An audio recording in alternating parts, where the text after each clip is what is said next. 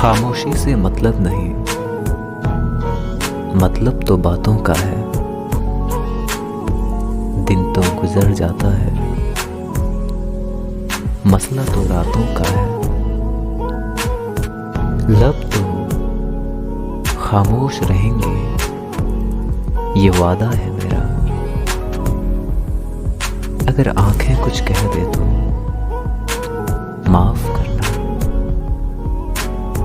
इस दुनिया में लोग बदलते नहीं,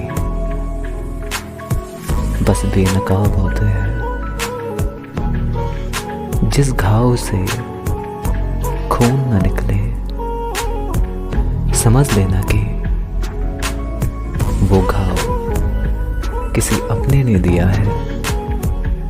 तू जाहिर है लफ्जों में मेरे,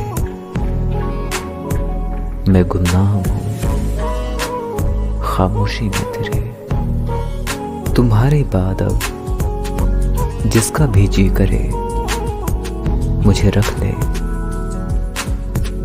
जनाजा अपनी मर्जी से कभी कंधा नहीं बदलता।